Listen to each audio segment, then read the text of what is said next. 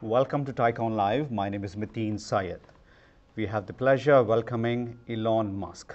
He is the chairman of not one, but three companies: SpaceX, SolarCity, and of course, Tesla Motors. And in his earlier life, not very long ago in the 90s, he started and sold two companies, Zip2, and the company that changed the very nature of how we transact online, PayPal. And for a young man, it's an amazing feat. He's going to turn only 37 next month. Elon, welcome. Thank you. So off the bat, let's talk about Tesla Motors and the car you drove today. Everybody's talking about it. 220 miles in one charge, 0 to 60 in 4 seconds. Under 4 seconds. Yes. Under 4 seconds. And 2 cents a mile. I think we would love to have that car. It's going to cost us a bit, over 100 grand. Yes. And it's a long line.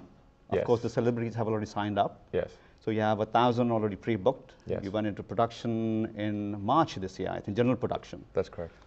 Why the money? Why the wait? Well, the reason it costs over $100,000 right now is because the technology is new and it's still at small scale of production.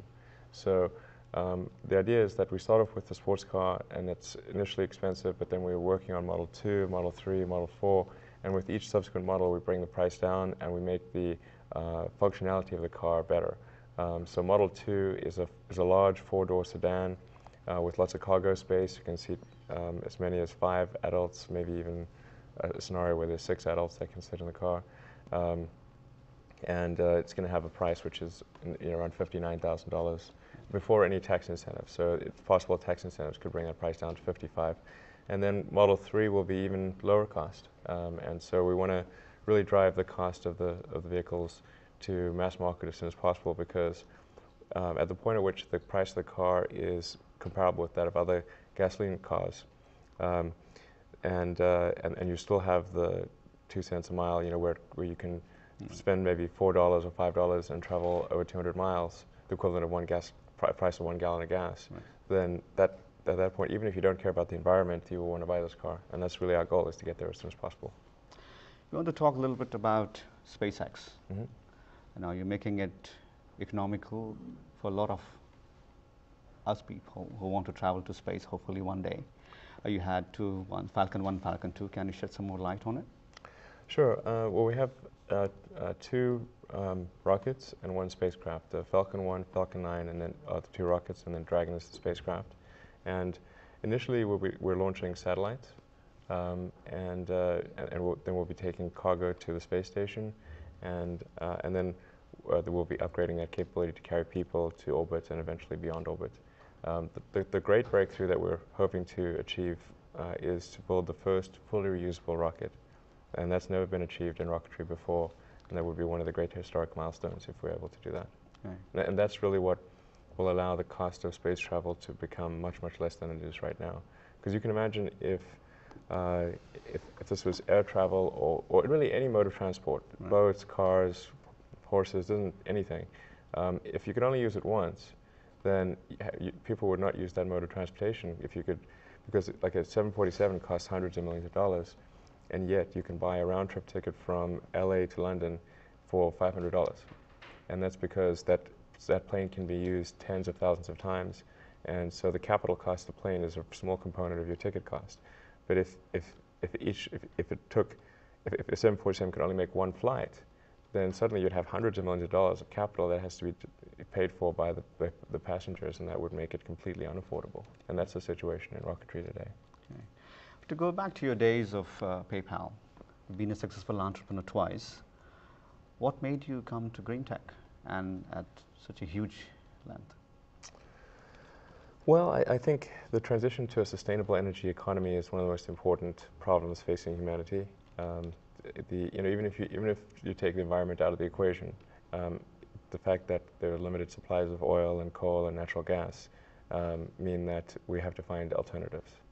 And as we're seeing with the price of oil, which is incredibly expensive, and it's going to get worse because we've got growing economies like India, like China, which are growing like gangbusters, and everybody wants a car and everybody wants to, you know, have appliances and all things, and that's a reasonable expectation. I think they should have those things, but it places a huge burden, increased burden on the demand for energy worldwide, and so we must find renewable sources, or the economies will grind to a halt, even if the environment doesn't get destroyed.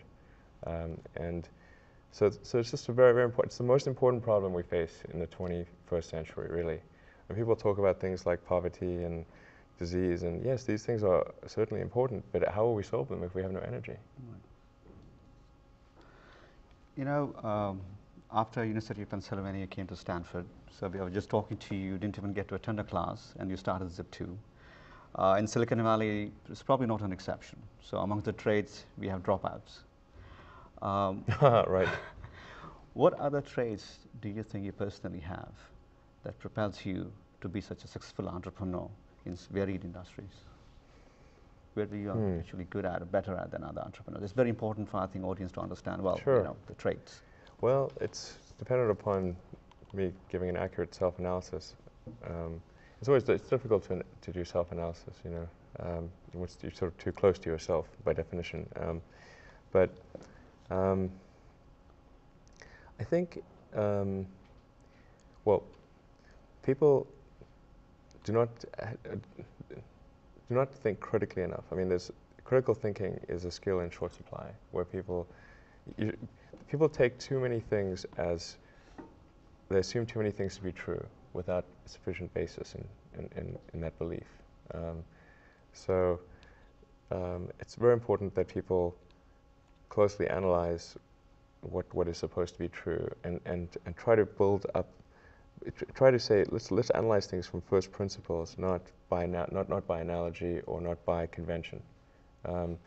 If you assume things are true by convention, which is actually what most people do, then it's difficult to gain insight into how things can be bettered. So, you know, in any argument or any sort of train of thinking, you want to make sure that the underlying premises are valid and applicable, and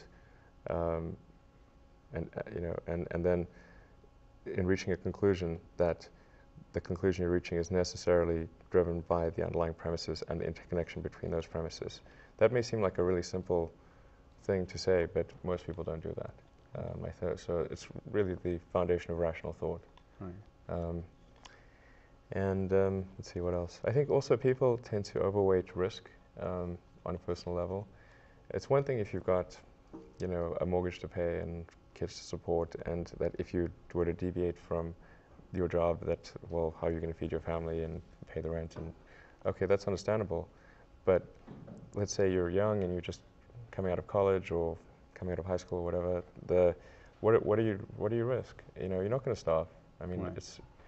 It's really certainly not in any kind of modern economy. It's so easy to earn enough money just to live somewhere and eat food. You could, you know, that's I mean, very easy to do. So I don't know what are they afraid of? They're mostly afraid of failure, I think, or but people should be less risk averse when there's not much at risk. So. You know, you're a young father, 5 kids, 3 dogs. 3 dogs, actually. Yes. How do you find time when you do find time, how do you spend quality time with your family? I mean, 5 kids, it's not easy. Well, it tends to be different things with different parts of the family. With my wife, we like to go out to movies, go out to, you know, if there's try a new restaurant. I love food.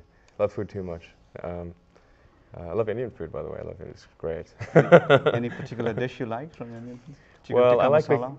I mean, I like yeah, it's sort of a little cliche, but you know, I like it all. You know, I was in India actually last year because India hosted the International Astronautical Congress. Right. So I was in Hyderabad and then did the Golden Triangle and all that. I come from Hyderabad, by the way. Oh wow, okay, yeah.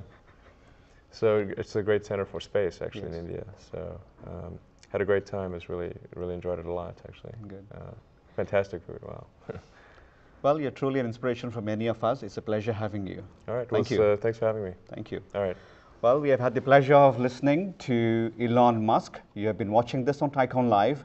Do not forget to watch many more interviews coming up on mytycon.org. Thank you.